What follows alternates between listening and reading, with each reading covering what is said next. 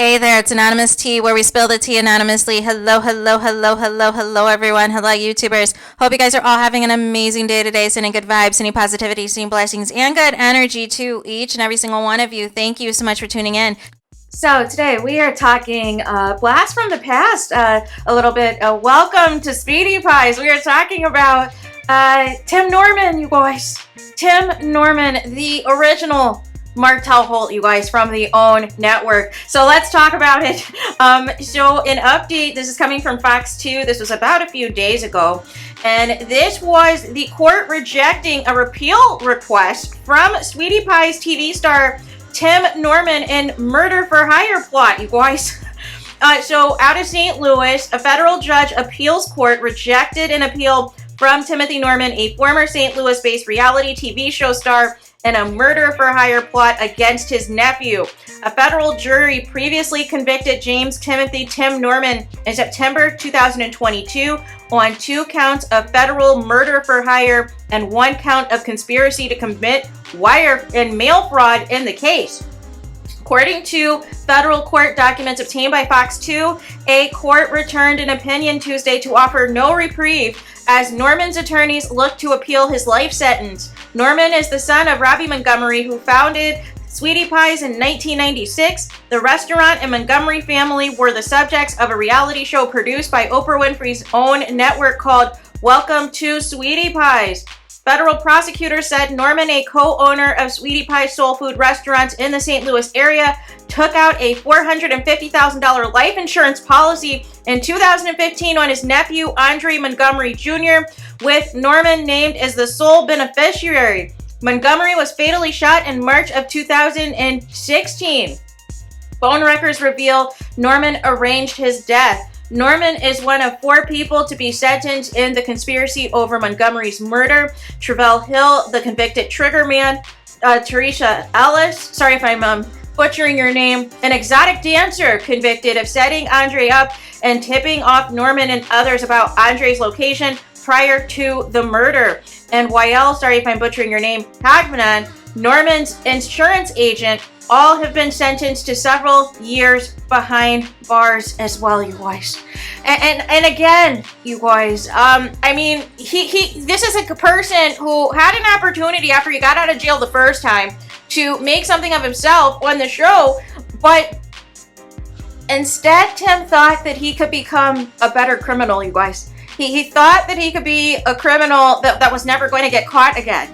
And he was always looking for a get-rich-quick scheme. He was always looking for the next type of, nice to hit a lick somewhere. He was always trying to look to scam the people, you guys.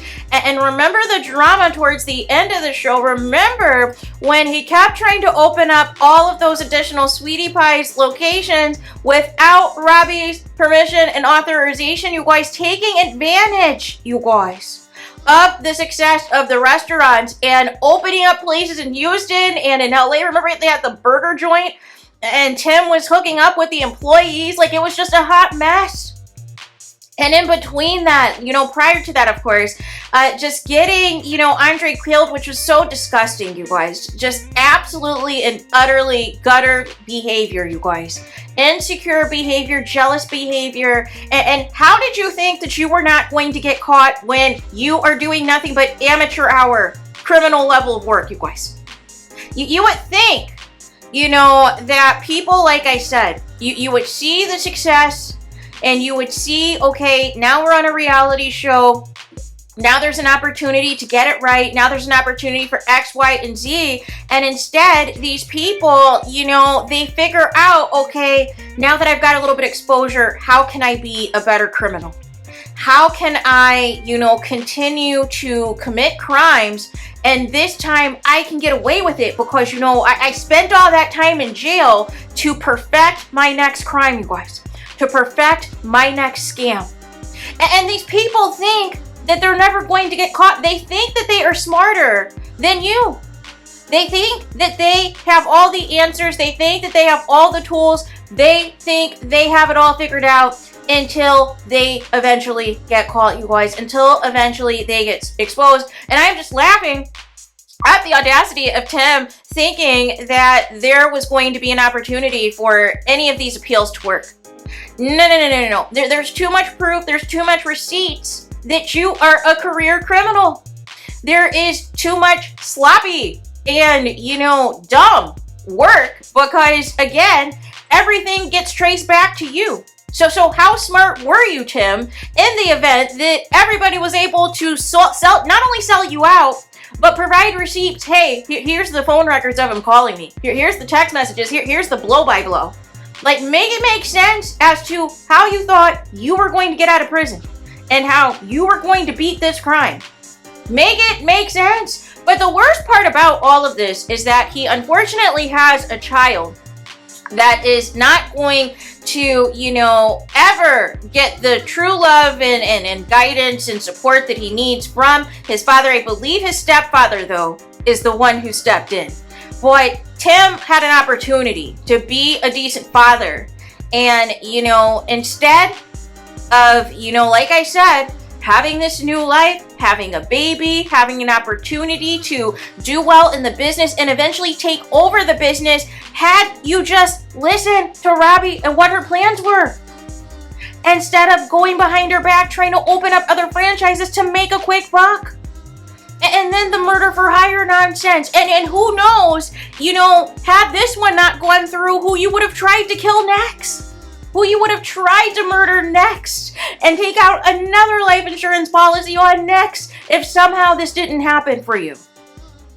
So this was never a matter of, this was never, this was just the wrong place, wrong time. No. He views this as successful, right? The problem is, if this wasn't successful, if Andre was not killed, Tim would still be at it, you guys. He would still be at it until there was a successful murder of somebody either in his family or whomever. And that's the disgusting part of it all. But it's like, you would think with all of the crime shows that are out there now, you would think with everything that's going on in the world, that people would say, you know what, it's not worth it. It's not worth it to do X, Y, and Z. I need to just have my head on straight. You would think somebody who's already been arrested before, who's already been to prison before, would say, you know what, I need to get my life right. I need to get my life together, right? I'm on a platform now. I'm on reality TV. I have a child. I need to get things together.